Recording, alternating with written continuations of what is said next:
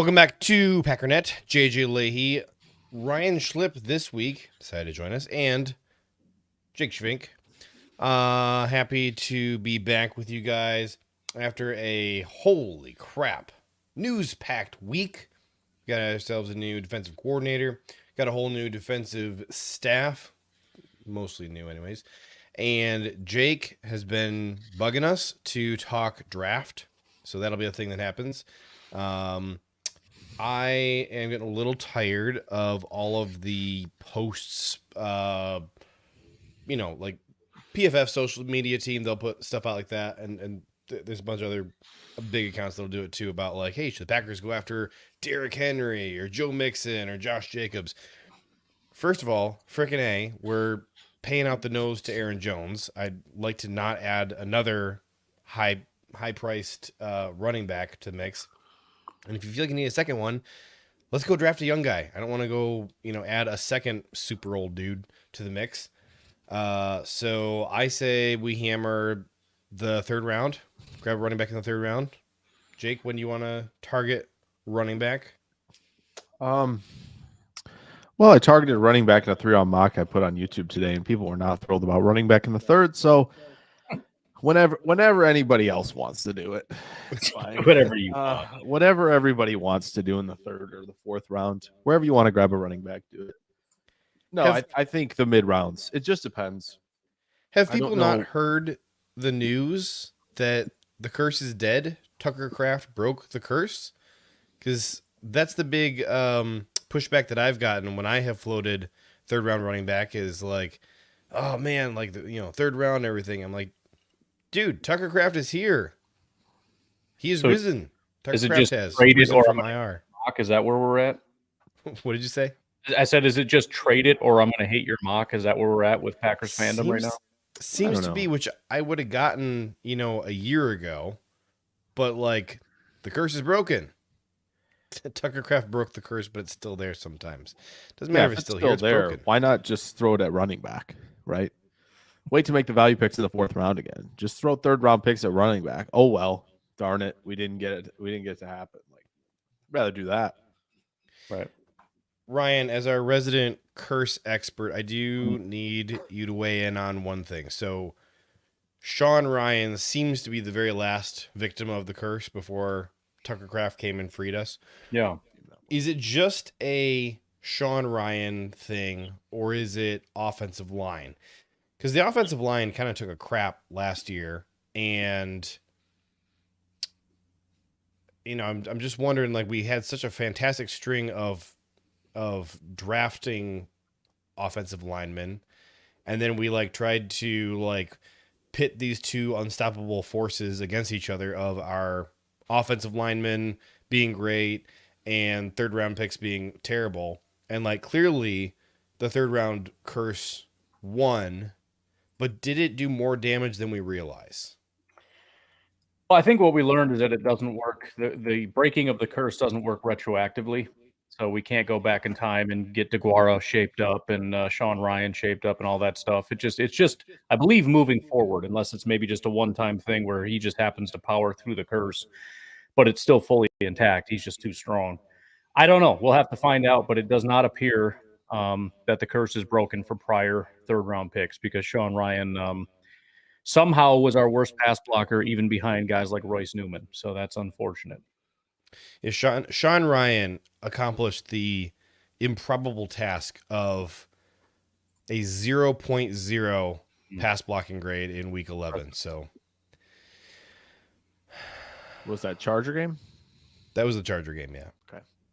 Too Old for This says, I was going to do something with my life tonight until I saw you were going live. What's up, y'all? So what is up, y'all? Perfect. Jake, here. I noticed you are back in your usual digs. Yeah, back from Mobile. It's a good week. We'll be out of the usual digs here again pretty soon, actually. So, how was Mobile, by the way? I didn't hear much about it. I know you've done the media circuit, but personally, I don't know how that went for you. It was great. Other than getting sunburned the first day, which I think is just a rite of passage. Yeah, it's happened 2 years in a row. It's fine. Apparently, with the whole like we're adding week 18 to the schedule. right? Now Senior Bowl week's pushed back a week, so it's warmer, right? And you Stop messing with my stuff. Don't touch things. No, that movement with the cameras. There you go. That's perfect. That'd be perfect. I can talk and just lay down or do whatever. Like, I'm gonna have to remove his access.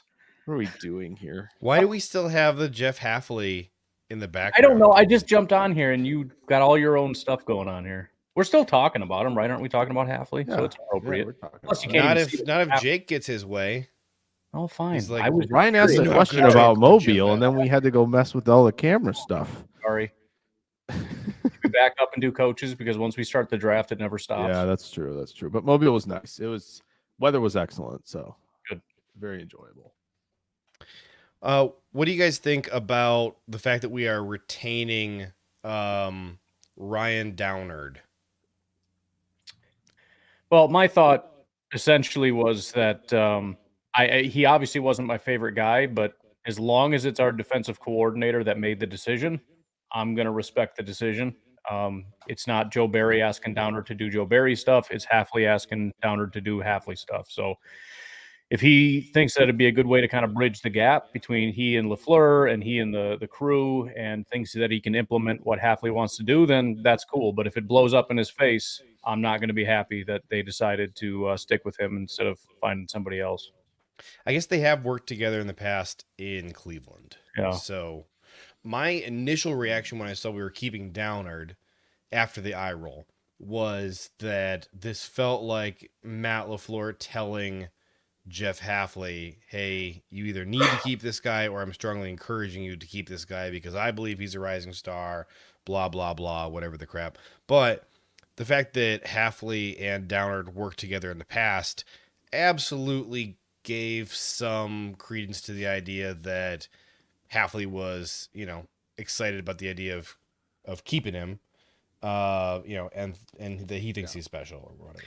And I did see from Silverstein, the all-knowing Wizard of Oz, that essentially Matt LaFleur is allowing Hafley a lot of leeway, essentially, to kind of just do whatever it is that he wants to do. I don't know to what degree, but it doesn't sound like Matt LaFleur is really putting his finger on the scale that much, which would be good to find out. That's good. I mean, otherwise I was going to be like, is he just kind of like passive-aggressively nudging a little bit and be like, hey, this guy. Yeah. Do whatever you want, but I mean, you'd be a freaking idiot if you got rid of Downard. That's right.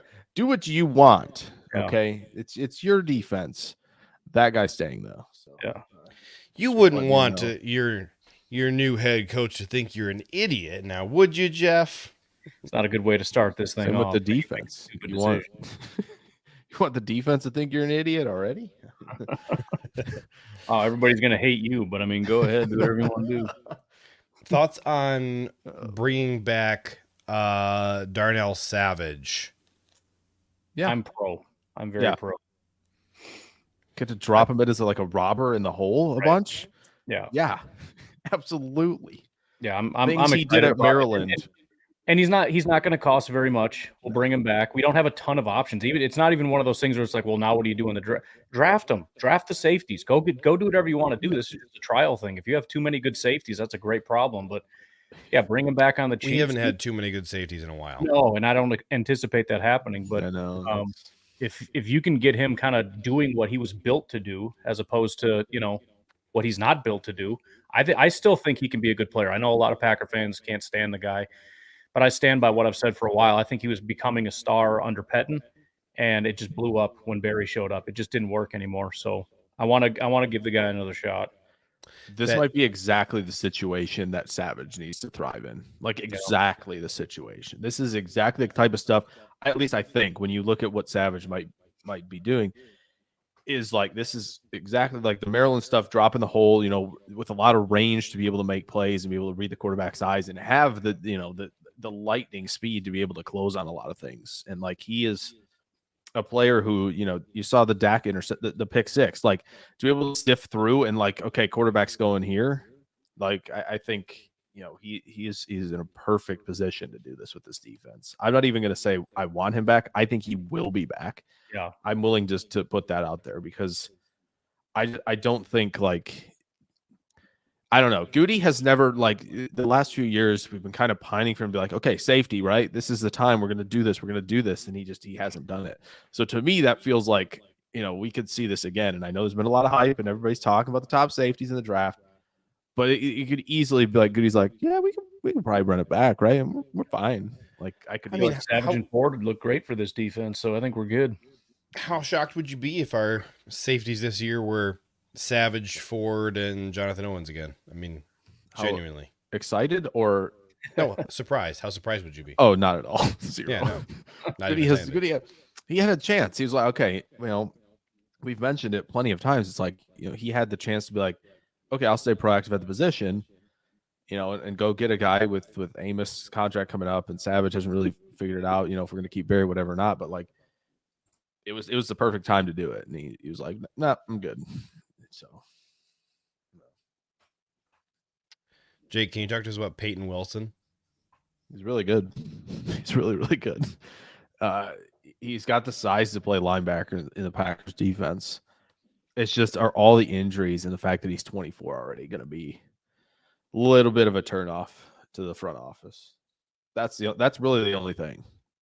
There's nothing about, like, on-field play. And like, he had an absurdly good year this past year for North Carolina State. Like, am I on board? Yes, I am, Mike. Are the Packers on board? I'm not sure, Mike. That's really where it stands. So somebody sent me a question today. His name is Cody. I'm not going to try and pronounce his last name because I have no freaking idea. There's 0 vowels in it. I'll say that. He wants to draft Braylon Allen and use him as the third linebacker / safety in the rotation and rotational running back. I got to be honest. Hold on a minute. I didn't have any freaking idea how to answer this. Just do it. I can't come up with a super solid argument for why we can't. I've got the argument why. All right, do it. Sion Vaki played safety and running back at Utah. Done. Yeah. That's it. Right there. That's all it is. Just go that direction. Well, over at Ohio State, they had a funny rotation where they had Steel Chambers was a running back who became a linebacker and still took snaps at both spots. And Chip Trainum came and visited Ohio State as a running back prospect, and they told him that they would want him to play linebacker. And so he went somewhere else. I forget where, Maryland or Missouri or somewhere. And then transferred to Ohio State as a linebacker. And then all their running backs got hurt, so they converted him back to running back. And then he transferred out of Ohio State 2 years later. So you got try players where they can help you out. Like, there's you got 100 some players on that team. Got to be some guys who could be two-way players. Chris wants to know about Antoine Winfield Jr. Every single thing I see on Twitter these days is Antoine Winfield Jr. And I just got to say, I'm so dang happy that it's not a wide receiver we're talking about anymore. Like, bring it. I don't care. Talk about wide receiver. We can talk about signing a high-priced safety till I'm purple in the face. I'm fine with it because it's not a wide receiver. But I'm putting the likelihood of us signing him at like 1%. Where are you guys? 0. Well, Jake, you're at 0. Yeah. Not Sean. I guess you'd have to make the case for me for why he would leave. I mean, I know crazy stuff happens. I'm not aware of anything. It sounds like he's one of the top safeties in football, and if you're Tampa, you do everything you can to make sure that they don't leave. I know the Packers would never let him walk out the door, so unless there's sort of a massive issue with him and the team, he's not going anywhere. I For think 2024, not in a super great place. Tampa has 36 mil. They can make they it have happen. They have Evans. They have a Baker extension. I mean, you would do Winfield. Why would you pay Evans though? Yeah, I would you pay wouldn't. Evans? No. I wouldn't. This is not I would do this. If I have to choose between Winfield and Evans, it's right. laughable. It's not even close. Right. So But yeah, I mean, I don't know. Would they listen to a quarterback, who they're going to extend, who's like, yeah, I kind of want that guy back in the building. Ryan I'm not saying Jensen it's the is- right call, but like, Ryan Jensen is 33 years old. he also retired. Oh, did he? Well, then he's Yep. not even a consideration. So it's Mike Evans, Devin White, Levante Davis, 34. You're not re-signing him. I doubt it. Baker, William Golston. Holy crap, they got a lot of freaking free agents. Yep. But priority 1A has to be Antoine Winfield Jr. Oh, I Why would agree. you I sign agree. anybody else before you Yeah. sign him? Oh, I agree. Also, like, what has Goody told us about like what he would value a safety at $16 million a year to this point? Like, I mean, we're looking bottom of the barrel, like 1 year, $2 million deals and all this stuff with all these guys. What makes you think we're gonna go shell out, 4 or 5 year deal or $16 million per? what I did just don't Amos buy get? it. Was that like 8 or something? I think it was 8. Yeah, which is that's half of like Right. I'm not sold Yeah. on Goody making the move. But All right, Chris, let me- to answer your question directly, if he was available and if I was in charge, I would probably pull the trigger on that because that's just automatic.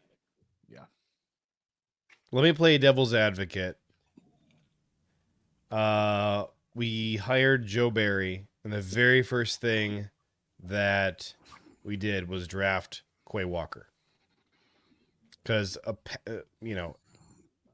presumably, Joe tells Matt and Brian, "Hey, the thing I need to make my defense run is this type of linebacker." Now, I don't think that Jeff Hafley runs a safety-driven defense, but it is possible that he looks at the safeties we have and turns to Goody and says, "Are you kidding me?" Oh, I'm sure he has at least said something at this point. They've met, they've chatted, I'm sure, and he's kind of like, "Hey, this safety room you got here, that ain't gonna fly anymore." Loving your defense, but real quick before you go, Do you know? Wow, you guys have spent a lot of first-round picks on this defense, huh? Interesting. And you've invested what into safety exactly? I noticed you got a lot of defensive linemen. How about you take a break from the defensive linemen and get me anybody who can play safety who's making more than $750,000 a year? Goody's like the vending machine money's going to the safety position. Yeah, That's right. it. That's all. we're planning on going real heavy again in undrafted free agency for safety, so you'll be fine. We're gonna load you up, man. Yeah. Haven't you heard the safety class is super deep, man? Yeah. Goody's like, "All right, fine. I'll cut Matt Orzek. We'll spend that on a safety." No. Jeff, let me sell you on something, okay? Micah Hyde 1 year deal, yes or no? Jeff, our last guy, Joe Barry, he was huge on using like all these safeties for like everything, like just a whole bunch of linebacker safety hybrid guys everywhere for every position. Can I just interest you in a bunch of linebacker safeties? I'll bring Tariq Carpenter back. Yeah. Don't tempt me. I'll do it right now. He can play in the box. Absolutely. Right. We're middle field close. So, this box safety, he's got tackle. So we're fine. If we are, in fact, and it sounds like we are, moving back to a 4-3 base, how excited are you about what that can do for Lucas Van Ness? I'm just glad that we got the guys that we have. I mean, they're like when Minnesota changed, you look at it and go like, I don't know if Daniil can stand up. Like it's kind of a weird situation, but the guys we have, I mean, Rashawn came from that. Lucas Van Ness can do that. I would guess Preston can. I don't know the last time. I mean, obviously we got nickel and everything, but I don't really have a strong concern of like we might need to get some new guys. Maybe there's some additional coaching and whatnot that needs to happen, kind of reprogramming, but I think it's going to be solid. And I saw somebody, they were arguing on social media about Lucas Van Ness didn't make a single play with his hand in the dirt. And somebody put a highlight reel together. And it was like every one of his plays came when his hand was in the dirt. And it was just this massive highlight reel. I think that was Tazeen. I think that was Christian Watson's dad. Was it? Okay. Yeah, no, you're right. You're right. He was in the argument. You're right, because he posted somebody else's highlight reel and like every it was single Salvatore's highlight reel. Yep. Salvatore puts the best YouTube highlight reels together. I absolutely love this stuff because it's like it's no frills. It's just the football. Right. I love it. Preston Smith, think he's gonna go more hand in the dirt, or is he going to back up and be in that off-ball linebacker rotation? You Clay Matthews linebacker. I sure hope not. Down the stretch, you're like, we don't have a middle linebacker. Preston, Yeah. here you go. We're just going to make you a constant blitzing linebacker. That's all. I'm looking here. I want to see what is Preston's career coverage grade. You got a 54.8 coverage grade this past year. Mm-hmm. Usually hovering right about 57, I would guess. He had an 84.5 in Washington. Mm-hmm. I think like Van Ness had like a near 70, right? This past year.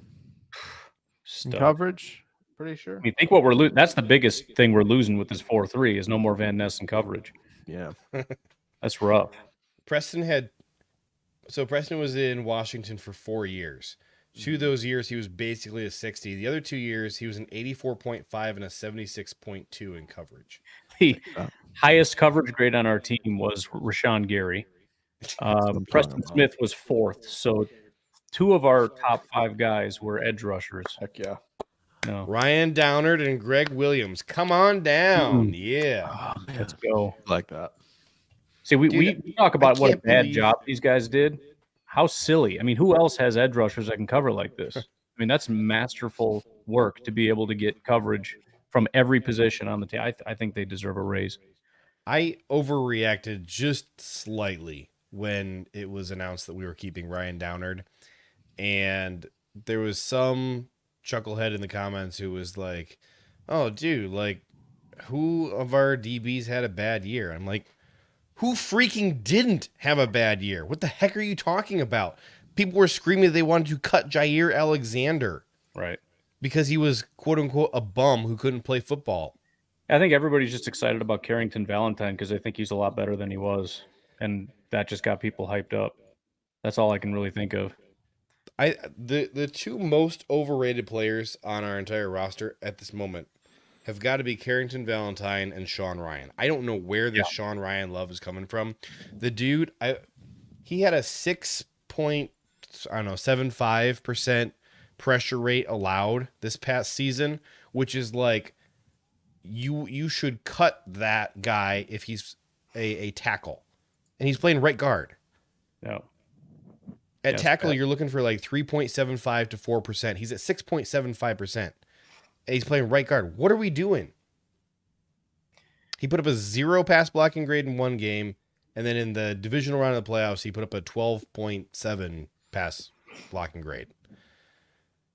I don't know where this hype. Oh, I know where it started. It started because he had 1 game where I apparently ran the ball really well when he was in, and Andy Herman put together like a highlight reel of just the like 7 run plays that happened in that 1 game. Right.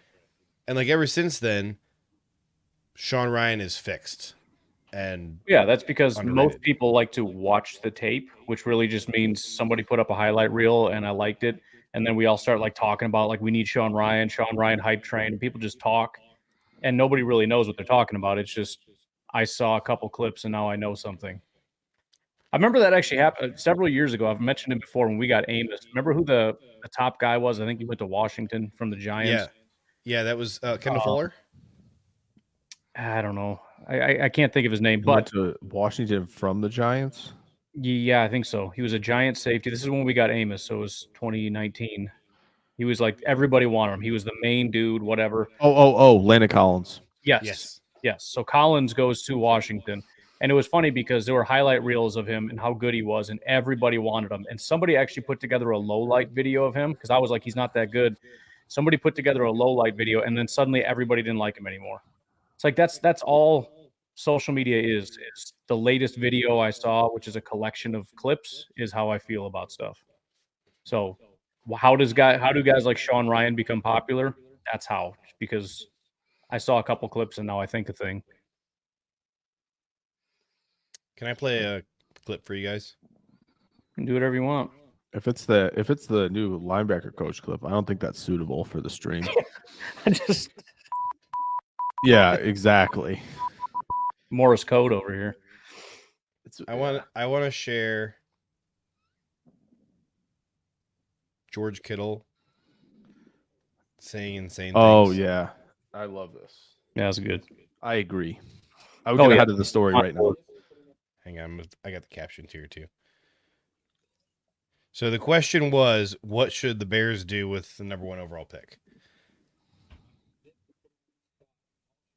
there any audio? Can you hear it? No. No. Oh, I forgot. I'm sharing it wrong. Freaking stupid thing. Gotta share the tab, and then I can't go full screen.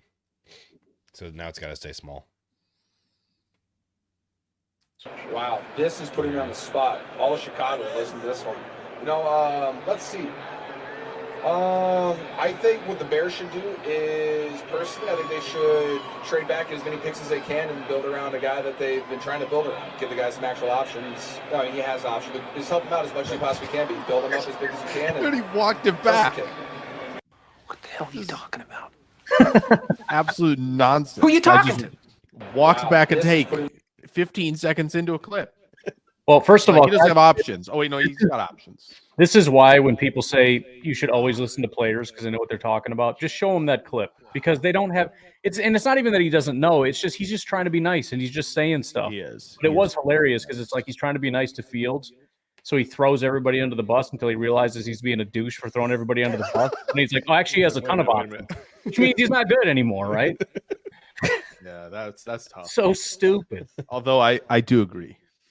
No, they should. And Pat Mahomes said the same thing, basically. Kind of. He was talking about how they should, Fields is really good, and I don't know. We got to be diplomatic here in the league. This is, we can't come out here and be like, it's very simple. Fields does not have it right now. Yeah. Doesn't have it. Caleb Williams might have it.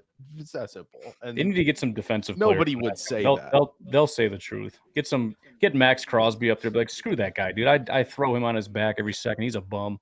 Somebody would be like, well, they could just, move Justin over about 2 feet and then have Caleb Williams be under center, and you might be cooking here. There's no reason you got to cut your best running back. Cooking. Yeah, he might be cooking. Just say. See You don't have to cut your best running back just to bring in a quarterback. Come on. Who's stopping a backfield that's got 3 guys in it? Williams, Fields, and Roshan. Like, who's stopping that backfield? Triple option. That would scare me. That would scare the crap out of me. Yeah. I don't know how you make it work, but you find a guy that can make that work, and they're going to do some damage. I think Leopold from Kansas could actually make that work. I think All he's, right, there it he's is. got some tricks up his sleeve. So Trying to think who's like I think Marshawn Lynch probably would have said it, Yeah. given it to us straight. If he was feeling like talking that day, he would have been honest. Do you remember Alshon Jeffrey on Media Day? Back when the Eagles were playing the Patriots? It's like, I don't know what we're doing here. Why are we here? Like, I just want to play. We're just here to play a game. I don't know why I'm here at all. Like, that to me, that's the type of guy who'd be like, this team stinks right now. You better reset the QB. Like, Alshon Jeffrey would not mince words that long, I feel like. He might be. Alshon Jeffrey might be like, the new linebacker coach for the Packers. I don't know. He's like, you got to be kidding me out there, and it just lays into everybody in a rant that's not suitable for work. That'd be funny. I feel like he knows about as much about linebackers as the Packers linebackers coaches usually do. That's fair. Hopefully our new one knows a little bit more. Although I just went through his resume, and he's very new to linebackers, but apparently talented. So, What was he doing prior to Miami? he 1 year at Michigan for the linebackers, same year that Hafley was at Ohio State, and that was his first time as a linebackers coach. That's right. Michigan, eyes get wide. Ooh, he's from that tree. Oh, let's go. Well, but back then that was the Don Brown tree. That works for me. Can't tell the difference. What's the difference out there? I don't know. I just see the Michigan thing. I'm just following that Big logo. difference to is me. all. I'm just following that logo. I don't know what's going on here. the worst day of my life was when Michigan fired Don Brown. Just for context, in case anybody forgot, I'm an Ohio State fan. Oh, you are? Sorry for your loss. That was a bad day. And of course, then they replaced it with Mike frickin' McDonald, so that was super duper fun. I really think I need to hurry up and like pick a team because I feel like I'm missing out on so much. Like there's so much freaking drama and everything going on in college. It doesn't seem that deep, and then I hear college people talk about college, and I'm like, dude, this is deep, man. There's a lot going on here. So I got to hurry up and pick a team and start learning about it. It cracks me up when my NFL world and college football world like meet each other for a brief moment, and I realize how out of touch they both are with each other. Love it. Like most recently, so obviously there was the whole like nobody in the NFL world had any idea who Jeff Hafley was, which was surprised me. But then the other was we were talking, it wasn't just you and me. I had this conversation with a few different people and mentioned Brian Hartline, who's the co-offensive coordinator and wide receiver coach at Ohio State. And I had at least two different people, I think three different people go, isn't that the old Miami Dolphins wide receiver? And I'm like, that's not where I know him from. Yeah, but that's where I know him from, and I always liked him. He's a good wide receiver. Yeah, nice player. Guy you would go in those like Twitter. He goes quote tweet this with like a random wide receiver, you know. And yeah, that he would fit in decently well there. JJ knows him because he's just churning out first round picks. Like no, he was in Miami for 3 years, and for 2 of those years, he was trying to become the defensive coordinator apparently. And when he got shot down the second time, he said "F you" and then went to Green Bay Packers. You're talking about Anthony Campanile? I am. He's coming for Hafley's job. I thought you were talking about Jeff Hafley still for a second because we were talking about him being a wide receiver at Miami. Nope. Yeah. So that's what I just another thing I learned today apparently, and a lot of Miami fans were kind of hoping that he would end up taking that DC job, but he got shot down and said, "Fine, I'm out of here." We get it's a nice little trade. Yeah. Joe Barry, have fun in Miami. Anthony, come on up. Basically, just swapped linebacker coaches with Miami. Pretty much. I mean, and Joe Barry's the run game coordinator down there. Yeah. So. Who's excited, baby? I don't mind him as a linebacker coach, but when you look at the titles fully, I think we won that trade. Yeah, that was tough. I was like, oh, he's a linebacker coach. Then I saw the second bit of the sentence. I'm like, that's tough. And it's for like a Ravens defense. Like he's got to be the linebacker and freaking run game coordinator. Like I can't see that. He's such a passive guy. You get this Ravens defensive coordinator in there trying to get him to do Ravens stuff. I can't see it. Mid-season, there's going to be some button to the heads. Maybe week 2. I don't know. You can see those linebackers like, listen, standing there waiting. Like, what are they doing? Like, that's Joe Barry, man. That's what he tells his linebackers to do. Just wait. Joe Barry comes out and he's like, "Listen, I've tried to tell him, I don't get this whole aggressiveness thing. What are we doing here? I'm really unsure of the philosophy." I think we're looking at this all wrong. See, what it is when he was the defensive coordinator, he's so focused because Matt LaFleur is constantly harping on him, like, we have to stop the pass. So Joe Barry's like terrified that we have to stop the pass at all times. He goes down to Miami and they're like, now listen, we like what you do with linebackers. We don't like what you do against the run. So we are making you listen to me very carefully. You are the run game coordinator. So I want you to focus on stopping the run. That is your number one priority. Stop the run. Do you understand? It'll work for the first half of the first week, and then they'll get beat behind the linebackers constantly, and Barry's just going to freak out and just drop everybody. It's like, I can't do this. I'm sorry, guys. Yep, I can't. Dropping 11. Nope. Yep. Get back. Not far enough. Back farther. What are you doing? He's going over to their defensive line coach. He's like, I think we could drop Bradley Chubb a little more often than we're doing right now. He's like, I got a great idea. All right, we're sending the linebackers, Bradley Chubb and Phillips, both are dropping. Wait till you see the confusion out here. Yeah, you should see what we did with Rashawn. He was one of our best cover guys. Trust me, it's going to work. You remember that time Mike Pettin was still here, and we're getting our butts beat by Tom Brady one of the 2 times, and we rushed 1 on the goal line. Rushed 1, dropped 10. That's what I'm talking about. And he completed the pass. That's what I'm talking about. We had Kenny Clark dropping into freaking coverage, waddling around, falling over. Bad for so many reasons. At the First goal of all, line? he passed, but second of all, he completed the pass. I'm so confused. Listen, there wasn't an explosive play, though. They didn't give up one. That's all I'm true. saying. Yep. So it must have worked, though. Something worked. Also, Drew D said that's exactly what's going to happen, by the way. Take new QB before firing their head coach. Conspiracy theory, Ben Johnson knows that's what's going to happen. He's waiting to work with Caleb Williams. Fair enough. He's like, Carolina? Washington? No, I don't think so. What do you guys think about Ben Johnson like withdrawing consideration for being head coach for Seattle and Washington? Like because that's how it was reported. Do you think that was really just he's like calls him up, he's like, hey, sorry guys, I changed my mind, I'm staying in Detroit? You think that's how it happened? I know, but Washington's real mad about it. Yeah. Even though, we're not mad. See, here's the thing with Washington. Washington and Ben Johnson was only a thing because he wanted Seattle to pay him more.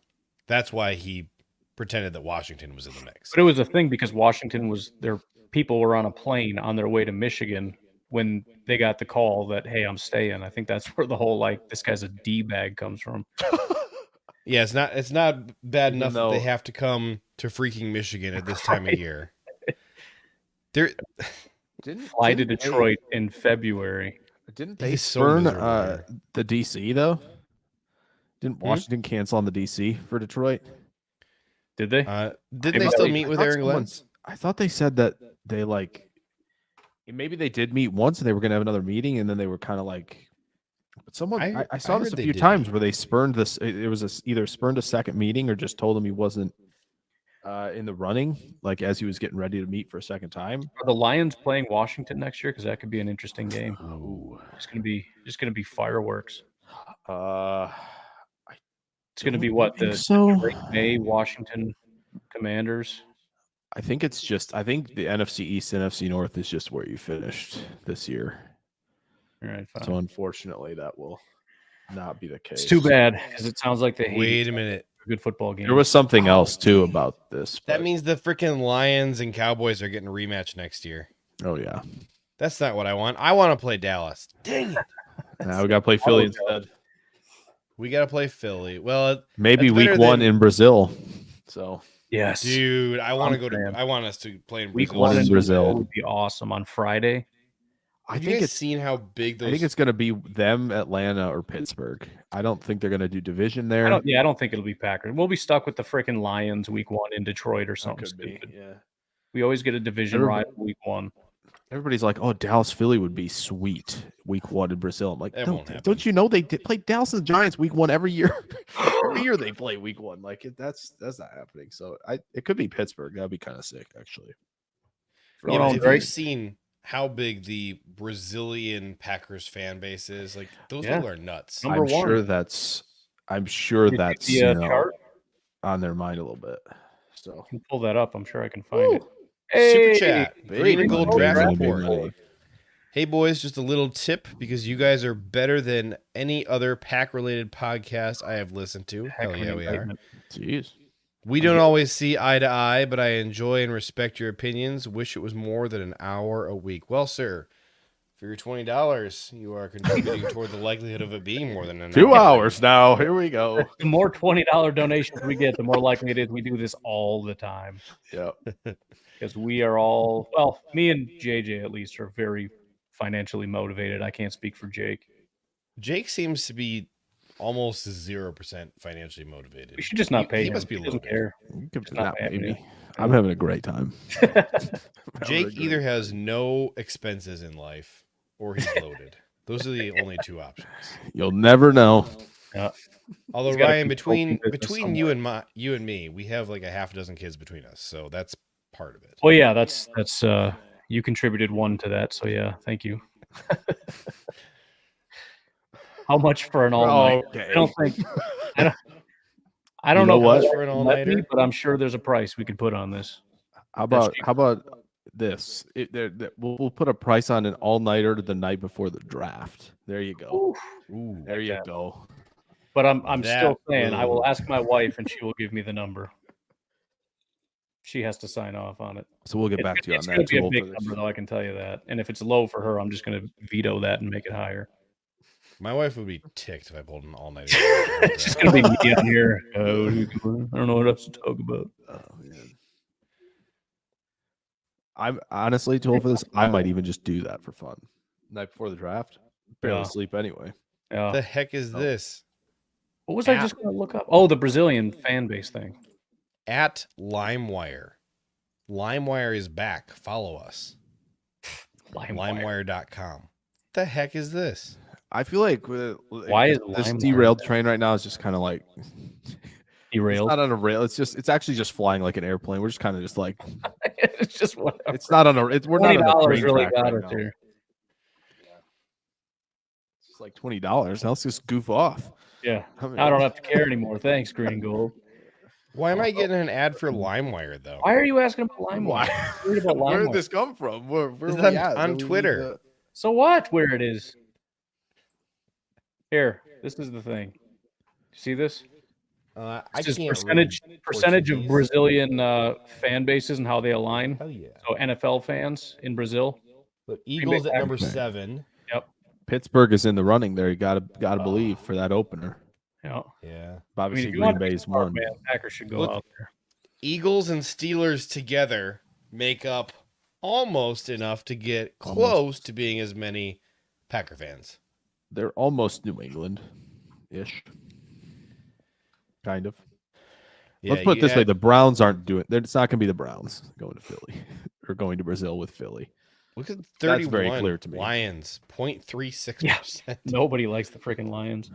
And what percentage was it before this past year? Right, exactly. I would like to point out that they might not even know who the Lions were until this year, so that's why that number is, maybe it was 0. Yep. Too old for this says there are too many Bears fans in Brazil. So if Bears fans start dying in Brazil, too old for this is my number one suspect. Okay. All right then. Anyway, All right. that's what they need to do. Yeah, I mean wouldn't rule it out. Here you go. See, LimeWire. Why? This is You Why gonna not like get- download some bootleg movies or what are we doing here? Has it? I feel like LimeWire has been dead for a decade and a half or You more. got to change the title. Packers new era draft deep dives. Sponsored by LimeWire is LimeWire. back. Just 15 see if we can get them to exclamation points. sponsor us. Oh man. Wait, where do we do this? Shoot. There you go. There's a question. Somebody answer the question. O-line all day. Do we feel like the interior O-line depth there is even any? No. we I got don't know we if we have got to get better starters. there. There wasn't any interior depth last year Exactly. when we thought that some of the guys we have now proven are garbage might have something. Right. Never assume everything is fine at offensive line. That's where you get in trouble. Exactly. Always assume you have to add more offensive linemen. Look at Philly; they're doing it all the time. Are they hitting every time? No, because nobody does. But do it all the time. There, Ryan, this is for you. Uh-oh. What are we My doing? display name. Oh, okay. Okay. I was waiting for a video to pop up or something. Oh man. Yeah, and I do think the colors have a lot to do with it, which is fine. It's probably. I wonder if like Jamaica's the same way. They're all about the Packers. That's why I know. What's his name? The Olympic runner. Usain Bolt. Yes, he's a Packer fan. Is he really? I know that because one of the videos I did with Matt Ramage, he posted it on Instagram, and he just texted me. He's like, "Usain Bolt liked your video." I'm like, "What?" He's like, "Yeah, he's a Packer fan. He follows me. Sometimes he likes my stuff." I was like, "Well, that's the craziest Wow. thing in life." Wow. Usain Matt Bolt Ramage likes just my Packers casually too, dropping it. Yeah, Usain Bolt Name dropping that Bolt follows Bolt me. follows me. Yeah. right? Everybody That's follows him, else. man. He's always talking about like, oh, you guys are so like nobody watches me. It's like, yeah, you got 8 people watching, but it's Usain Bolt and freaking Smith. So shut up. Yeah, that's worth about 2,000 by the Yeah, right. maybe 20,000 by the Sorry, but I would send all of you home if like somebody from the office just dropped in and was like, I'm just gonna sit here and watch this. There you go. Matt Ramage. And Matt Ramage is live streaming to Usain Bolt, and Usain is dropping super chats, every half man. hour. Like, here's another $10,000 for you, Matt. 10,000 for an all-nighter. Here we go, Matt. Let's do it. I want to say something so bad, but Matt's not on our stream, so I can't. I wouldn't. I will say I'm a little disappointed that all these people do follow him that are mega rich people, and nobody's just dropped like $1,000 on him. Like not one time did like haha Clinton Dix just come up and be like, here's $1,000. Like he went to his house, they hung out, like they know each other. Come on, man, just drop the guy some cash. He's working at a freaking cheesecake factory. Hey, Jordan, when May rolls around, just saying, might be able to drop, drop. I know nobody on the team watches this, but I mean Matt Ramage has got all of them watching him. Hook a guy up. That's all I'm gonna do.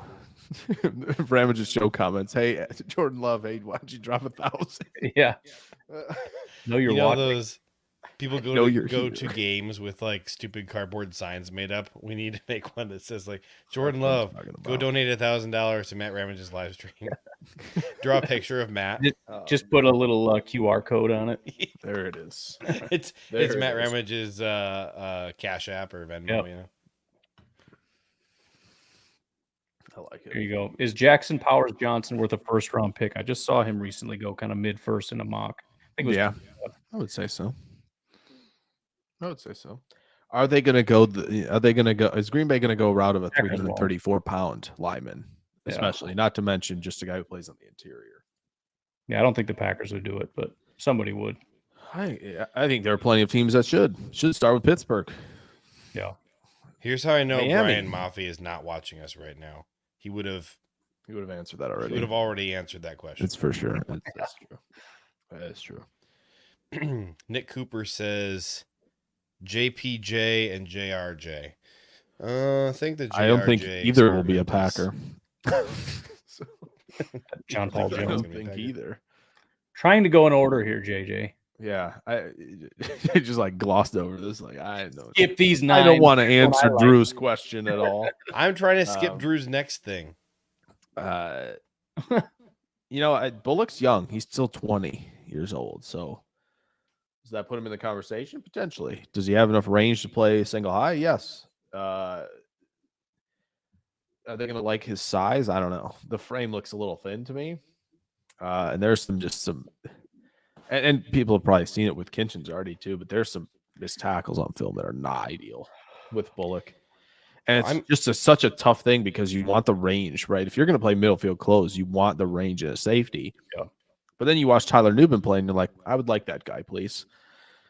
I'm really wondering if Hafley's going to do a lot of single high safety here in Green Bay, because I know he did it a lot in college. It'll probably be it'll lean more single high than maybe a lot of other teams, but it's still going to be a good amount of, not that. Which is, I think, everybody. I mean, even most teams that are supposedly mostly single high, they're still running up a ton of other stuff. Yeah.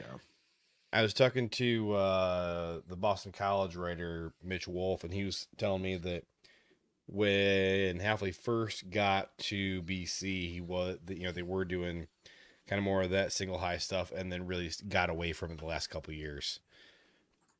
Yeah. Well, and he talked about that in that interview too, where The they've interview been was only just a couple weeks ago. gradually just moving away from that, especially with the mobile quarterbacks and whatnot. I know that was, I think, recorded a while ago, but, and again, so he's already moving away from it, and then you make a jump to the NFL where they're doing even less of it. So I don't know what that's going to translate to. There you go. Yeah. Just look back over here. Got both of them. But that's Is for that what that Watson. is? That's for Watson. What? Oh, interesting. Yeah, it's NDSU. I still haven't decided which helmet for which rookie I'm getting this year. I wanted to get South Dakota State, but they don't have them. It's very difficult. Bye, JJ. He literally just got up and walked away. JJ's like, you got something for Watson, an FCS player? Yeah. I don't think so, buddy. Hamish told me to come over and give you another view. Nice. We're up to perfect. 3 now. Thank you, Let's Phil. go. Let's Drew says, I go. feel like Bullock can play tackle. Oh, nickel, yeah. Or not. Yeah, Maybe. nickel. There are a lot of nickel corners, at least with a lot of players who are projected to be nickel corners in this draft. Feels like we've almost shifted. This year's like the corners are a little small. A lot of nickel players, and last year it was receivers are a little small. A lot of slots, and so it's like, oh, what really? I think we're combating it really well in 24. Like, all right, how do we handle all these slot receivers? Okay, just really good nickel players. Here we go. Is Newbin a rangy guy? Kind of. He makes up for like the lack of like explosiveness and straight line speed that he has with like incredibly good instincts. Okay. So it's possible you can get something out of him single high because I think he's a really smart player. But there are going to be times I think where it just feels a little limited. And that's the struggle I'm having because everybody asks like, oh, would you rather have Kinchins or Newbin? That's not really the same question as asking which one do you think is going to potentially fit Hafley better? Right. They're three kind of, there's like 3 different questions people are asking. And I'm just wondering, like, if we're really going to stick to this a lot more single high, and sure, it won't be 100% of the time, but if they're going to truly kind of get back to like this is like a pretty traditional box safety, and then this is going to be the rangy guy in the back end. And if they go that route, there are some players who are going to be eliminated from that conversation. For sure. It's for Newbin, it's harder to eliminate him for me because he's just so darn good at playing the safety position. So, but I do think like, your Kinchins is 21 years old, like a lot of room to grow, and like, they might take that swing. That's a goody swing, right? It's like, oh, he might not be great this year, but wait till 2025. And like, I could see that happening. I think this is exactly right, Drew. So And he talked I about hope that so. too. He talked about it, disguising that. He'll mix it in for sure. It's going to be a majority of the time. Yeah. Nick, how much does a player's age factor into how likely you think they are as a Green Bay target? I think all of us tend to bump older guys down a bit on the boards, but as we saw with Devontae Wyatt, it's not probably going to take you off entirely. I would say one of the big examples of age impacting it for everybody would be Bernard Raymond, tackle from like 2 years ago. I think it was the 2022 draft. And he was like, as far as I could make him out, he was like the highest graded tackle prospect I had, but everybody was concerned about his age, and he ended up falling like super far. But he's been a darn good tackle in the pros, but I think that's an like NFL. It's an NFL thing more so than a Packer thing. Right. I think people just think of it as like the Packers don't like old guys. Nobody likes old guys. It's just a question of who's willing to give into that and go for it. And maybe the Packers like that less. I don't know. I haven't known that to be a thing. And again, Wyatt kind of broke that stigma that the Packers would never, which is again silly because it's a sample size. There's not a lot of 25-year-olds, first of all. Yeah. Second of all, nobody really wants the 25-year-olds. So when they come along, it's unlikely that you're going to see that in the first round because there's just not a lot of those guys going in the first round. But as the Packers showed with a lot of other things, they are willing to, it's like linebackers. Well, very rarely do teams take linebackers in the first round anyways. But the Packers, it's so they see over this 5, 6, 7 year span of not drafting linebackers, and they say the Packers never do it. So that's nonsense. It's just a thing they haven't done in a while. So there are no hard and fast rules, I don't think. And as far as stuff like age, it's not a Packers thing. It's an everybody thing. Nobody likes the 25-year-olds. They want the 20-year-olds or the 19-year-olds. And that's what's really difficult, right? All these COVID years that are adding on, and guys are coming out, later and later in the draft. So you have 23, 24-year-olds in bunches relative to what you had in 2017, 2018. So it's a harder thing to navigate, and I think you've kind of seen that, right? Like Green just mentioned, Devontae Wyatt, like really good pass rusher. Yeah, he's 24. Oh well, Yeah. can't worry about it. He's a good player. We're going to take him. It definitely plays into the fact of where Green Bay has like looked in the first, because I think they see these like impact player who's super young, by 2 contracts, they'll still be in their 20s. Would love to have that, right? Kenny Clark was 20 when they drafted him. It's crazy to think like, he's not 30 yet. It's insane. Yeah. And Drew already put that in the comments, with Clark, but like it seems like until Wyatt, it was like 21, 21, 21, 21, 22. But like most of the top players are usually younger because they're declaring early because they're ready to go. But it does seem like, if you place a ceiling on somebody and you're projecting them out, like age does matter, because it feels like usually, right? And we talk about this with QBs, by like year 3, year 4, you kind of know what the QB is at this point, right? They're not going to suddenly like evolve into some like, demigod playing the quarterback position. You kind of know. It's like by 24, I think people are looking and like, okay, this is probably what the ceiling is. And I think that's a little bit of what you're juggling at the safety position this year. Kalen Bullock is going to be 20 on draft weekend. I just looked. He will be 20 on draft weekend. Does that matter to Green Bay? Maybe a little bit.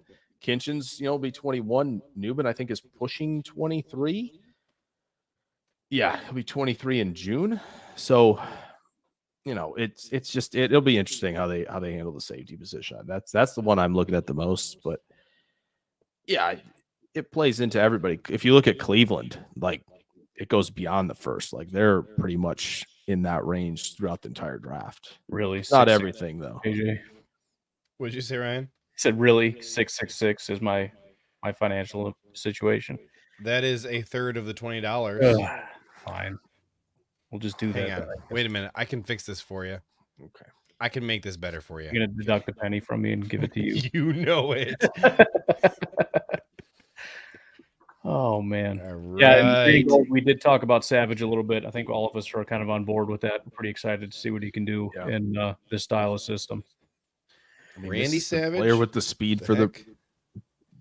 he's got the speed and the range to play, Yeah. if you want to have him back there. But if you don't, It kind of reminds me a can I little run bit with this guy crossing the field, in a robber look and potentially pick a ball off? Yeah, absolutely. Kind of reminds me a little bit of when Devondre came to Green Bay and played for Joe Barry, and his comment was something to the effect of, I like it here because he lets me be a linebacker and just do like linebacker stuff, not have to do all this other crap. And I feel like that could happen for Savage. Like they're going to come in and be like, they're just letting me do what I want to do and the stuff that I know how to do. Or Ryan Downard's still here, so could still be a dumpster fire. The big thing for me though, like Jeff Hafley is a defensive backs guy, so maybe he will save our defensive backs and our defensive backs coordinator. Never know. That's the plan. Maybe he'll turn Ryan Downard into a good DB coach. Wouldn't that be cool? The only thing that was holding him back was Joe Barry, I guess. Downard's going to be a That's what you defensive can hope. coordinator next year. Yep. The Packers are wasting Ryan Downard's prime. Yeah. That would be great. Please, Nick asks, please is tweet that at Newman some point. Micah Hyde. Hyde played some corner, though. But, like, Hyde is extremely instinctual. So, from an instinct standpoint, yeah, for sure.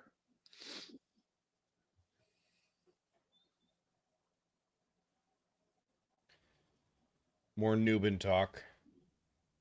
Everybody loves the Newbin. More Newbin talk. Yep. Best instinctual ball hawk in this draft. Yeah. And that's where his probably. comment ends. Yeah. He doesn't say anything The else. good news about this is that Newbin's playing safety. Jackson just was probably in the wrong position his whole career at Iowa, and this Iowa was like, no, you're playing there. Like, it's where we need you to be the best for our team. Is that the best for your NFL track? Maybe not, and that's kind of how it goes. So I think this is hilarious here. So, the whole like, hey, the Packers don't take linebackers in the first round. Linebacker is like 5th on the list of positions they have taken in the first round. It's like they've taken quarterbacks, defensive interior guys, edge rushers, and defensive backs. Like right after that, they got 2 first-round linebackers in the last, 16, 17 years, whatever. They have as many linebackers as they do quarterbacks. So, Yeah. I think it's kind of funny, that we have this, unwritten rule that they would never take a linebacker in the first round. And I think it's 5th, tied for 5th with the quarterback. I think the thing with linebacker is just very much like if you look at the data, there's so much variance into what picking here as constitutes a success or not. It's like it's just not a lot of correlation with Ryan like did early picks at linebacker equals success. Ryan did a podcast strange back deal. in like 2019, I think, maybe leading up to the 2020 draft, breaking down like what round of the draft every, like starting caliber player in the entire NFL was taken. And there's a couple things I remember. One was that with center, it didn't matter at all. Like it was like the same number of 1st, 2nd, 3rd through 7th through undrafted. Like it didn't matter. You could find centers anywhere. And then off-ball linebackers, it was like the 2nd round was a gold mine. Yep. And They're all the second first- round. Every single one. All the first round picks sucked. Second round picks are amazing, and then they all suck. And I have had a theory about that for a long time, which is that like I think off-ball linebacker is a hard position to scout. And 100%. so you got all these guys who put up gaudy numbers in college, doing stuff that doesn't really translate so much to the NFL. And then in the 2nd round are all the linebackers who are just kind of traitsy. Well, they in the I first actually round think they it draft- might be the opposite. A little in the bit. first round they draft a bunch of safeties to be linebackers that are athletic freaks, and then the second round is when you get actual linebackers who don't have those crazy safety traits, and they come in and dominate, and then it just falls off. Yeah, That's my theory. 100%. Like the second round is like, oh, this guy just knows where to be at all times, and he knows what he's looking at, and he knows like, okay, I need to be in this gap. I know where my run fit is on this play, right? Depending on gap, zone, what have you. And you got like the Zaven Collinses who are like, rushing off the edge and trying to play, and he's like, oh, this guy's really big and really fast and can play linebacker. It's like, no, it doesn't quite work that way. And then it was like, oh, Isaiah Simmons, he could probably play linebacker, right? Like a safety. It's like, well, not really. Yeah, he was an Avenger at the combine, which was sick, but like, we're having an entire conversation like, where do you play him? Yeah, It was kind of like on defense, people would say. It's like, but where? he can do That's not everything. the answer to my question. He can play safety. He can play linebacker. You can put him on the edge. I remember that. Everybody talking about that. You could literally put him anywhere. Put him at outside corner. He's going to thrive out there. It's like, Problem is turns he's out not good at any You one of can- those you can't put spots. him anywhere. he's not a nomad. Like, where's the home at? Like, where He's is he? subpar at where's every he- position on the field. Yeah, like where's he? Where is he building a residence? Like, we Yeah. need to know that. We got to know we're building residency here. And like Jamin Davis, another like athletic freak from like it might have been that same even class, and it's like, yeah, but he kind of played in space, and it was cool to watch him run around. But like, Jamin Davis was the next year because he was in the same class as Jabril Cox. That's true. Was Jamin Davis the same year as Zaven or no? Yes. Yeah, okay. Those two were the same. Yeah, and And it was I like, a oh, big Nick Bolton's Jabril just Cox good at guy. playing linebacker, by Cox the is way. done. Has Cox been terrible? I bet he's been terrible because I've never heard his name since he got drafted. I don't know if he plays a whole lot. There's just not a Jabril lot of good Cox is in linebackers. Washington. He spent 2 years in Dallas. His rookie season, he played 9 snaps. Yeah. Second season, he played 37 snaps, and then this year he played 1 snap. So, yeah, he's been not good. I ordered this online, and it arrived a couple days ago. I wanted to wear this for our live streams. It's a Packers That's what I'm bling, talking about. and I put it on, and I showed my wife. I'm like, "How cool is this?" And she's like, You look like "JJ, an idiot. JJ, you can't see it. Your beard covers it." Oh no. Oh So no. I'm so sad. But That's awful. here's the amazing thing. Okay, so this is the size that it is. Okay, I left it out, and my 18-month-old daughter grabbed it, and she's been wearing it all around, and it's like she is so proud of this thing, and this, it like covers up like 2/3 of her chest, but she walks around wearing it all day. You have to get It's a great. picture of her with Aaron Jones, both wearing them. That'd be pretty Yeah. sweet. Yeah, next time I happen to bump into Aaron Jones, I'll make sure and do that. I'm sure he watches Ramage's show, right? Just ask him on there. Right.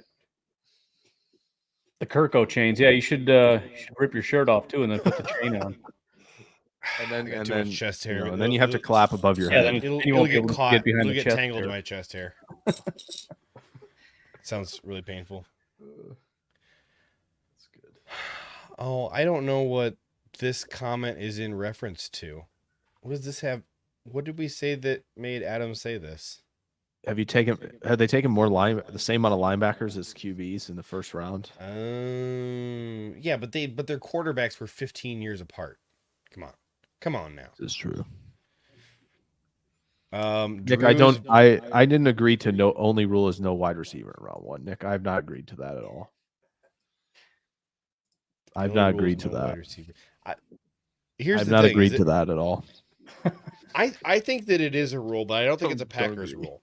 I think that it's God's rule, and he's preventing the Packers from doing it because they have tried, and the board never falls like the way they want, and the wide receivers they want are always out of their reach. So I do think it's a rule, but I don't think it's a Brian Gutekunst rule. That's fair. I'm gonna be ignorant for 2 seconds, but what if it's this year? What if what? this year the best player available is If a we wide can break the receiver? third round curse, I think we can. Here's the question. I already know the answer, and if I move this away, we'll see what the answer is. But who is strong enough among the wide receivers to break the no wide receivers curse? I mean, how far do you have to trade up to get this fella? Well, that's Um, a long way. I think his teammate would be a really nice fit, actually, based on what he does right now. I'm still not ruling out. Like we talked about it a few months ago in the middle of the season before we knew for sure that Jordan Love was the guy. I We're not said, doing this. watch. They're gonna throw a chaos bomb into the whole mix. They're gonna draft a quarterback because they just believe in drafting quarterbacks. We're gonna get JJ frickin' You're McCarthy. hurting, Jake. You're hurting him. It'll hurt everybody. Don't do this again. I Listen, didn't have there were most JJ surefire way 8 to seconds make ago. sure- I didn't have a headache. 8 seconds ago. 8 seconds. You That's how still long- on the that's all it JJ took. McCarthy train? Is that what we're talking about? Oh gosh. Yeah. I think Jake, that's what you Jake is. wouldn't want to get JJ McCarthy? You love JJ McCarthy. Whoa, you think whoa, he's the whoa. bee's Now knees? that's borderline libelous here. The saying I You love think JJ JJ McCarthy is an NFL quarterback? I think he can be an NFL quarterback. To be for fair, sure. Yes, he He can. is a project. So maybe in Right. 15 years when Jordan Love is done, then JJ can take over. Yeah, he's 4 or 5 years younger at this point. Like we'll be fine. Be good to go. This is true. Yes. I don't. Is he 21 yet? JJ McCarthy barely. is 21. Just barely. January Just turned 20th. 21. January 20th. Yes, sir. Too old for this. That's just plain freaking mean. I'm not gonna I'm highlight standing that. up. What are you talking about? I'm standing, boy. Shut up. You are usually in your camera. This is like the highest I've ever seen you, like in your frame. You're Yeah. usually like way down right I here. know. Like, I know. what's up, guys? How's it Bro, going? I got to be comfortable if I'm sitting. I'm not going to sit up all stupid. I'd rather stand than be like straight upright in a chair. That's just dumb. What's Tim the standing would be Toolman fun. Taylor's neighbor's name? Wilson. Wilson. Yeah, you're like Wilson a lot of the time. That's what he's gonna. that's the new display name for next week. Heidi ho, neighbor. Yes. Yes. That would be good. I love that show. Oh man. Adam guesses that's AD Mitchell. You get out of Did you here. listen to Ryan's podcast or no, Adam? Guess you didn't. Wait, which podcast are you talking about? Ryan went over some Senior Bowl guys, and he kind of went over like a buzz around AD Mitchell on the pod. Just kind of like there's some concerns on multiple fronts. When the It's heck like, was that? Oh, was that today? yeah, Are you not caught up? I did listen to it, but I was working and I was very that's fair. distracted. That's fair. Especially with a show like that where you're just listing off names, you're not going to be able to process that. A lot of the time, I'll go back and listen to it a second time in the evening. You know, I'll listen to it as I'm working and then listen to it a second time later. I'm a team player like that. I'm boosting our download numbers. There you go. Do Gotta appreciate make sure you that. switch apps. You know, listen on Spotify first, and then switch over to, Podcast Addict or It's the something. only way to do it. Yeah, so here's what I got from Mitchell. It says Mitchell's draft standing appears uncertain, with concerns over medical and character issues potentially affecting his draft position. Despite being a smart player, his tendency to freelance and moments of inconsistency on tape have raised red flags. Mitchell's path to the draft requires strong pre-draft workouts to secure a round 1 selection. There's just so many guys fighting for round 1 too. Right. Like Well, DJ's they're trying to force people in the first in some mocks, right? Like DJ put Tez Walker in the first round of the Chiefs right before Senior Bowl week. This is the period of the draft where there are 75 different guys where you do a mock and they're going to be like, he ain't making it out of the first round. He ain't making it out of the first. Like, dude, only 32 guys can make it in. Once someone says that, you need to say, send me a list of the guys who aren't making it out. Right.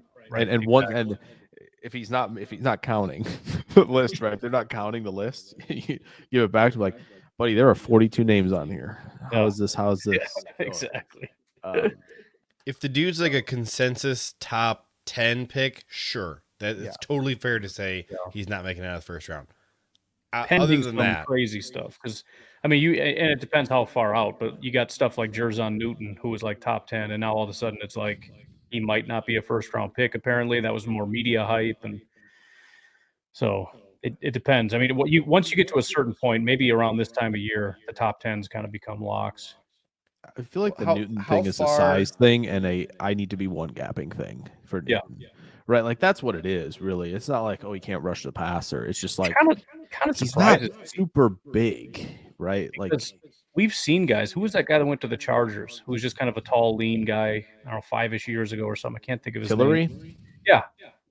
And he's better than Tillery, right? I didn't even really like I Tillery. would certainly hope so. So it's like, how does a guy like Tillery go? But Jerzon Newton, it's like all he can do is rush the passer. Freaking so? Give a crap. Like that's awesome. So he's a one gapper and he wrecks quarterbacks. Like, oh shoot, I guess drop him in the second round. You know what that feels like to me? That feels like some team in the early second going, this guy stinks, man. How could you put him at like 14, bro? That's like the We need Bears him at are out there at 36. Mobile, just like, hey man, look, I'll be honest, that's a bunch of media hype BS, man. He's no good. Yeah, Bears are like, all right, we're gonna trade Fields for a 2. We're gonna hope we get a 2. We're gonna have to probably send some with Fields to get the 2. But with that 2, we need Newton. All right. So here's what we're gonna do. We're gonna go on a smear campaign. We're gonna start that in Mobile really All quick. 32 teams are doing that, by the way, because everybody wants them to drop. Yeah. It's like I do think like if the size thing bothers teams, that's fine. Like top 10 that might have been a little rich, but When did this happen? Because prior to this year, every single person that fit that profile was Aaron Donald. Like every single person that's like this undersized elite pass rusher, which was always stupid, but it's like every year that happened. Now this year, all this, maybe it's because there's never been another Aaron Donald. They've been wrong every year. They're just going the other way. I give up. Like, never mind. He sucks. All he can do is like some Aaron Donald wannabe punk. He's a loser. I was talking to the Ohio State reporter Nathan Baird yesterday, and he was telling me about Mike Hall, defensive tackle out of Ohio State. He's like, well, he's a really good pass rusher, but that's like all he can do. He can't stop the run. I was like, ho, Packer. Right? 20 years old. Oh, you On mean draft weekend as Devontae well. Wyatt? Oh, okay, got it. What's it? Highly athletic, but needs some conditioning. I mean, he is Probably won't be able 280. to play much his first year.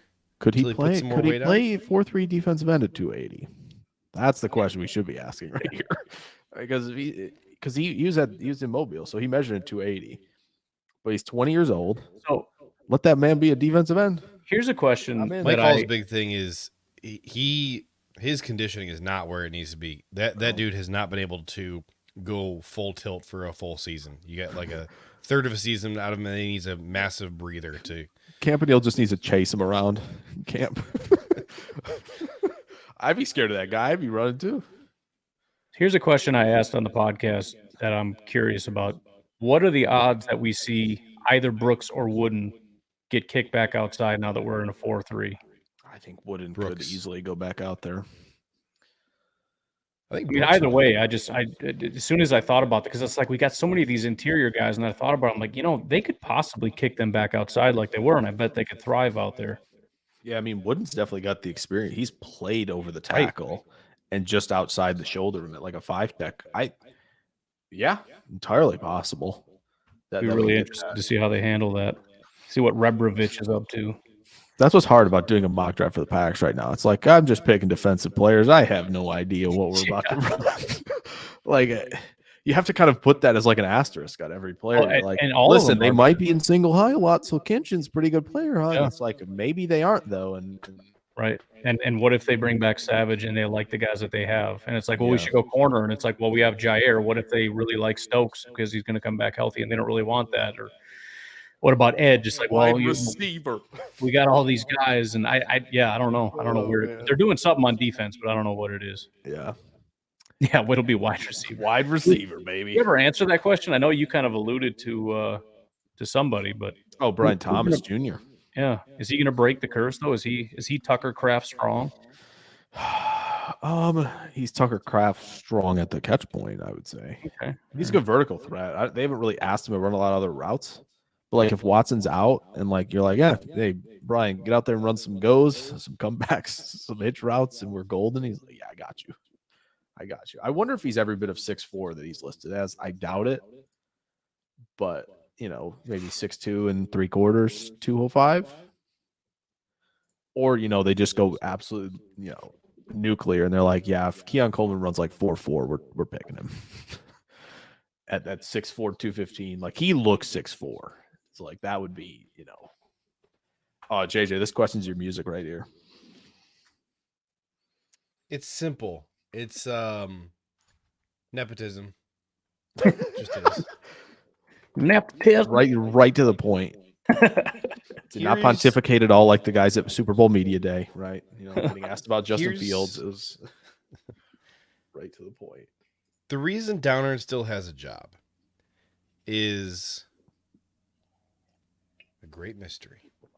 I think that Matt LaFleur did suggest to Jeff Hafley, hey, we think this dude is a rising star. I don't know why they think he is, but apparently they think he's a rising star.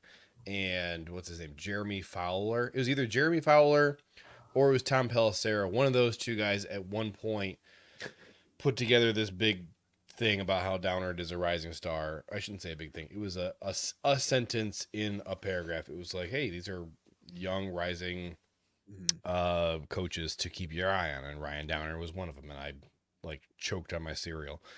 And I think Matt LaFleur really likes him. I think he suggested it to Jeff Hafley, who has worked with Downard in Cleveland and seems to either like the guy or have a high opinion of him or something.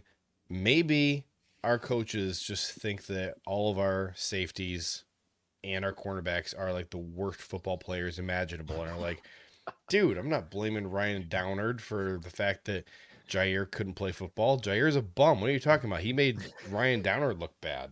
Yeah, right. We're going to cut everybody anyways, so. It's like, what do you want me to do? Goody traded Rasul Douglas. He I'm traded our not only a good miracle defensive back. worker, bro. Thank you, Andy. I appreciate you giving me the opportunity to crap all over Ryan Downard again. That was fun. Which position coaches are still up for grabs on defense? As far as I know, none of them. Sounds like all the positions have been filled. We might get some more quality control coaches type stuff, but because I think we lost one of them. We lost a quality control coach to Yes. somewhere. Wasn't Atlanta, was it? I Might don't have know. been Atlanta. Sounds Which would right. Which would make sense. Go work with Jerry Gray. It's possible. That might be right. Yeah, we got. So what's left? We got the pass game coordinator guy left. I mean, come on. Friggin' Jeff Hafley has to be the passing game coordinator, right? Yeah, he might be. I would like to. if we let somebody go, I want to fill a spot. I don't want to just have less coaches just because. It would be nice to have a safeties coach and a cornerbacks coach. Not We've just already have like a consolidated control edge guy and coaching defensive both of them. tackle. Yeah, that's true. We just have defensive line Right. and secondary. Possibly.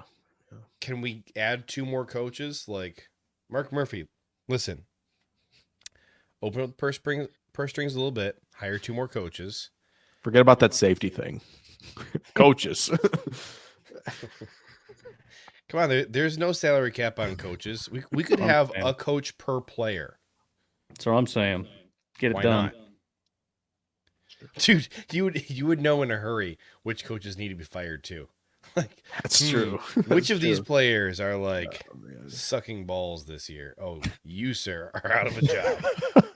You can no longer coach Jonathan Owens. Everybody's backs Bye-bye. against the wall here. Downward would get Owens, and he'd be like, "What do you want me to do, bro? Yeah, he just throws What the do you want me to short do?" straw. You get some they hire in some other guy and he gets Jair, and then Downward gets Jonathan Owens. He's like, "Come on, man." I had a thought because the Jets have all these leaks, they got 30 leaks running to the media. I think that Robert Saleh needs to do like a misinformation campaign, and he should meet individually with each person on his staff and drop like some crazy bombshell news to them in this meeting Oh, and be like, listen, don't tell anybody this, but we are going to trade Zach Wilson to the Panthers for Bryce Young. What do you think? And then is it the like most the important thing Tyrion is- move in Game of Thrones? Yeah. the most important thing is you Fine. got to write down what each of your lies were and which person you told it to. And then whichever story gets out there, or in this case, stories, because you got so many leakers, those are the guys you fire. I like it. I think this would be an awesome 30 for 30 too. He's gonna start running out of names. Be like, yeah, we are trading Aaron Rodgers for Jordan Love. Oh man. Oh no. Michael I Lombardi. 100% buy this. Yeah. This is interesting. Drew says Michael Lombardi, who is the world's foremost expert on freaking nothing in the world, has said front offices actually do give false information to different people to see who is leaking. Here's the thing. Michael Lombardi, I think, is probably speaking did from that. experience. He probably, because he probably he did did that. That was his genius Yeah. idea. And then he got fired 2 days later. So that's the thing, right? That's why he said it. He's like, Front they- offices Yeah, do this this. these Which front people actually offices? do this, Well, but these me. people are me. The call is coming from inside the house. Michael Lombardi is the guy, like, Man, source. Trust me, bro. because I it's me. Adam wants to know, Jake, who's the 200-pound guy who runs a Nothing sub happened. 7.3 cone? A receiver, right? Yeah, okay, I see that. Right underneath. No, I'm gonna say at defensive No. tackle. No. What? you just have to be 200 pounds or more. Okay. Mm-hmm. Yeah, Um, you gotta be over 200 pounds and run a sub 7.3 cone. I think it's. I Chris want to draft Jenkins. that guy. I think it's Chris Jenkins from Michigan. I think he could maybe do it. Like actually, I think he could actually do it. So I think he's going to run the low 4.8s as a defensive tackle. As far as receivers, Roma Dunze, Brian Thomas Jr., Javon Baker. Those are probably the three that come to mind immediately. Javon Baker is a beast. Yeah, he is. Yeah, he is. He's also Not concerned terrifying. about 1 week in that 3 practices in Mobile where he didn't do a whole lot. Nah, let him cook, man. Almost 22 yards per reception last year. So Ryan just died. He said he had to bounce. It's gonna bounce. So now it's So- just us. So what this means, Jake, is you get 5 whole minutes to talk about the draft. All right, put your questions in right now, chat. Do it. And Ryan and I aren't going to be able to derail you at all. Are you going to? Can I even end the stream? Well, here's that the thing. that will be the real question. Are you able to end the stream? Like I am. cannot right now. No. You can't? Nope. All right, so you Nope. got 5 minutes, and then I'm All hopping right. off. All right. It is 8:26. We're ending the stream at free reign. 8:31. There we go. Okay, Nick, right above Adam, says any thoughts on Bernardo Green from FSU? Pressman corner type with speed. Yeah. I believe he's 5'11 and a half, 187. Probably more of a nickel corner. That's going to be a theme that we ever ask about a corner. Probably has the size to play nickel. Like there were a lot of guys in Mobile that were the same way, right? A lot of people like Abrams Drain from Missouri. Hate to inform that he is 173 pounds. Not ideal. But there are guys that will be more around the Packers size thresholds, but Green might just be a nickel player at the next level. Drew D says, "Did you see Lance Zerline's mock gave us Tyler Guyton, tackle from Oklahoma?" Yeah, I think no. It's based on their tendencies of the position. See, What do you he's think? just too big. Yeah, I mean, he's 6'7", 328. I've yet to see them go over the 320 mark for anybody in recent history. Like Sean Ryan was right at 320. Now, could they just And have that been worked waiting out for the right swimmingly. guy? Yeah, and that's gone really well. So I'm sure that they're like, yeah, they got to be in the teens. We can't do this again. Is it possible? Sure. Like you never know. Could they have been waiting out for the one guy? Sure. But it seems unlikely. They're more in the camp of like if you look at the measurables of like Fashanu and Alt, right? Like 6'6", 319, 6'8", 317. And Judy said he also had Fuaga above Alt. I don't think that's impossible. Or no, he had Fuaga above Fashanu. I think he liked Fashanu going to the Bengals, I believe. I mean, I know that Fuaga is really accumulating a lot of fans and hype, but I Yeah. just don't think you can put him above Alt. Above Fashanu, 100%. Yeah, 7 days a week I do that. Above Alt. The only thing with Alt is like he does the Notre Dame thing that is he does the two-hand punch like all the time. He doesn't strike any other way. That's my concern a little bit more. And like you see some Notre Dame guys do that. And can he handle enough? Can he handle power? That's really the other question. Because he's so tall, right? So he has to get way down, to kind of win the leverage battle. That's the one thing with Alt. But yeah, I mean, Fuaga to the Jets at 10 seems like it might be the worst kept secret in the draft, and we probably will be saying that by April. Would be my guess. Oh, he did have Fuaga 6, Alt 7. Holy cow! Yeah, That's right. He had Fuaga that high. I bet Brian Moffitt agrees with that. He loves Fuaga. I mean, Fuaga's awesome. I like him a lot. I mean, the Giants need they've got their left tackle if they want to just secure a right tackle. I kind of get it. Let's see. Chris N says, "What backs do you like to eventually replace Jones?" JJ, you got any thoughts on the running backs yet? You guys. Oh, and I guess any updates to running back rankings too. I didn't see that one. Yeah. I don't know. I have not really done any digging into the running backs yet. I know that every running back I've ever looked at, besides Blake Corum, has since decided they're going back to school. So I feel like I wasted a lot of time doing that. Tough. Yeah. A lot of 2025 draft prep. For sure.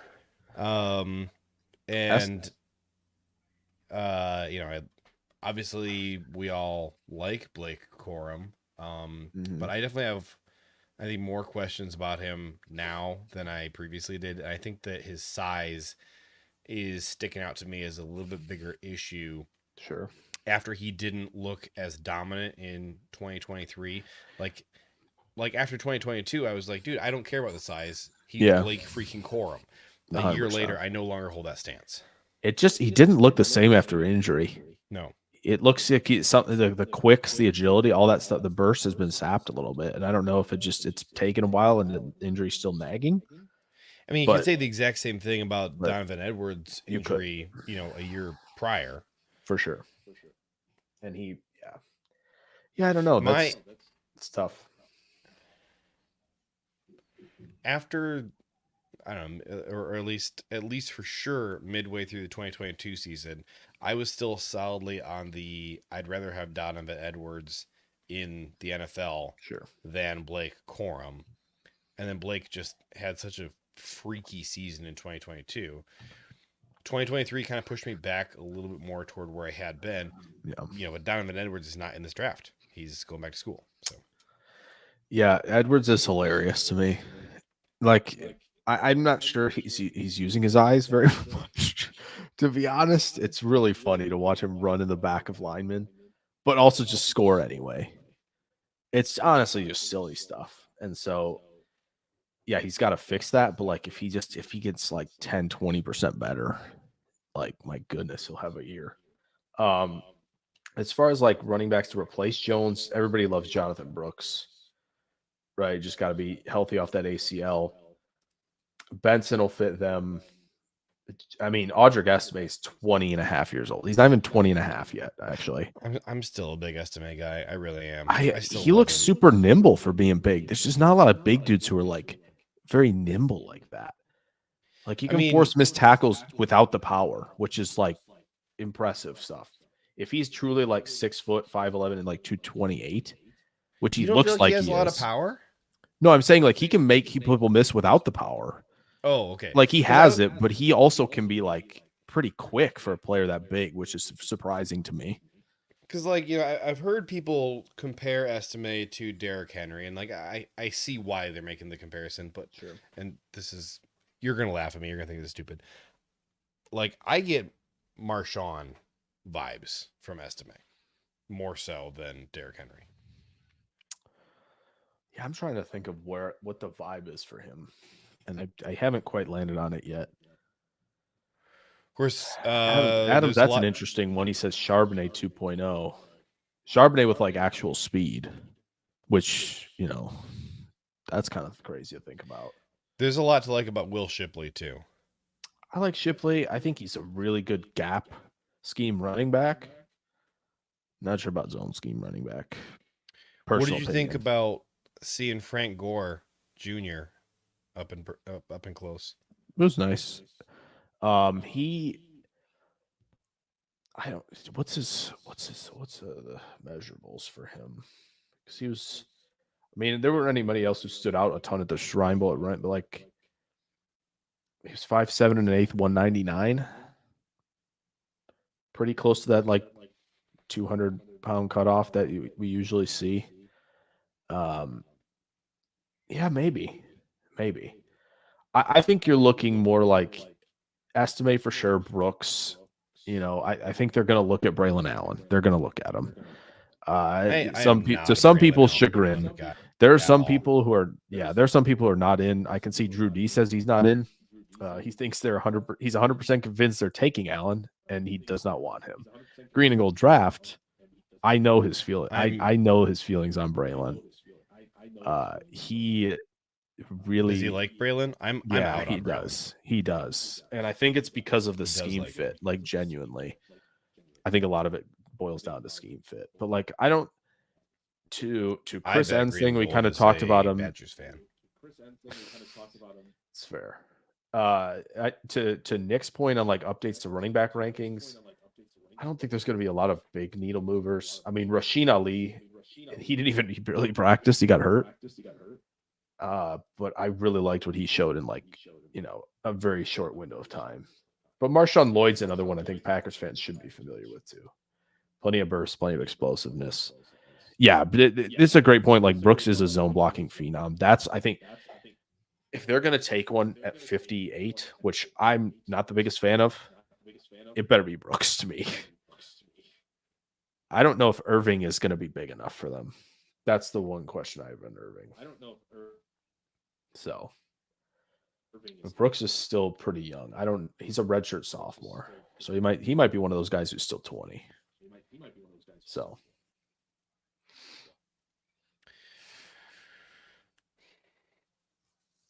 We're 5 minutes past when I said we were going to Sure. end this, but I That's do true. really like Bucky. Bucky's awesome. Bucky, his 2022 film is nuts, man.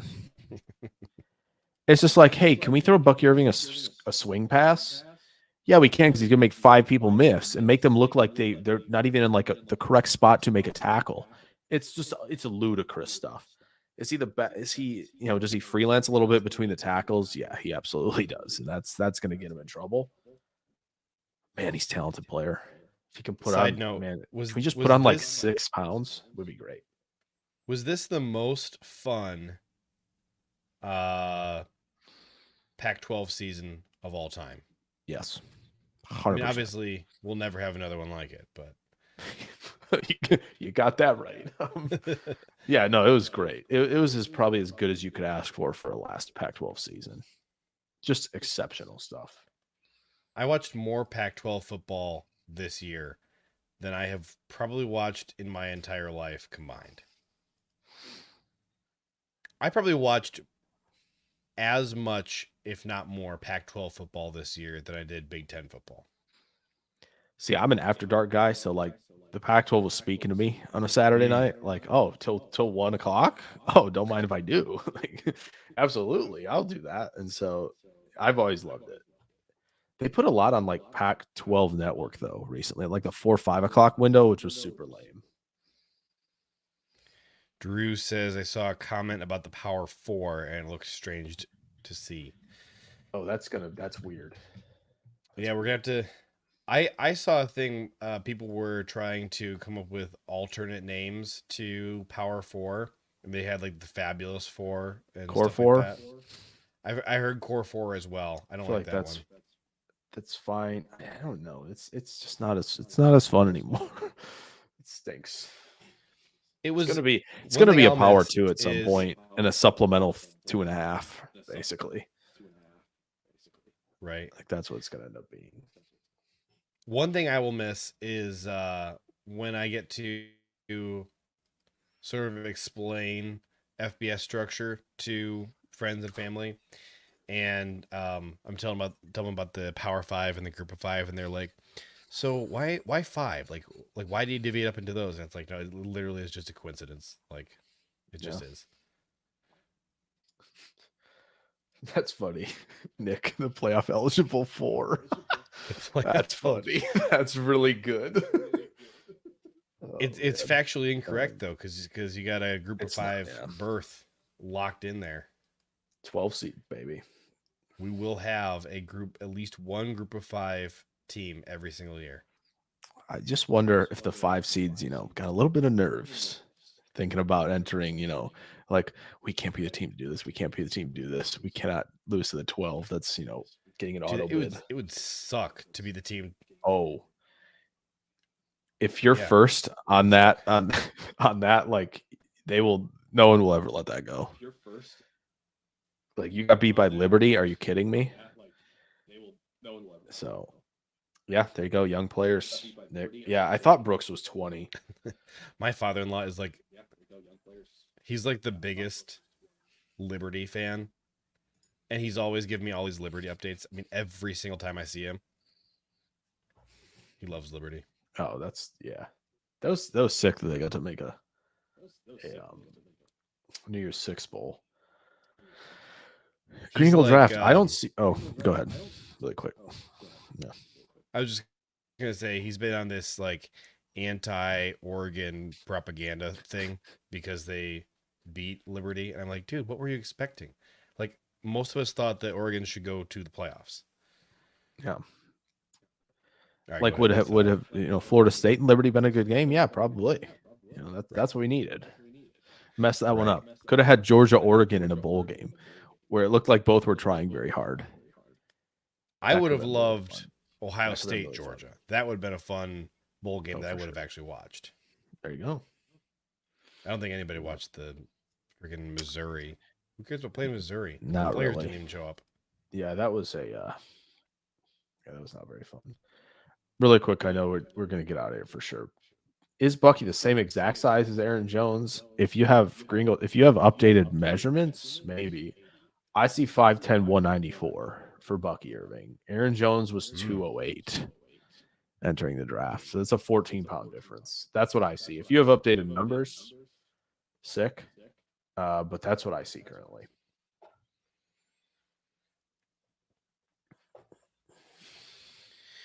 All right, ladies and gentlemen, thanks do for hanging out here. On behalf of the late, great Thick Shady and LimeWire, this has been Packernet. Thank you so much for joining us. We'll be right back here next week. Go Pack Go.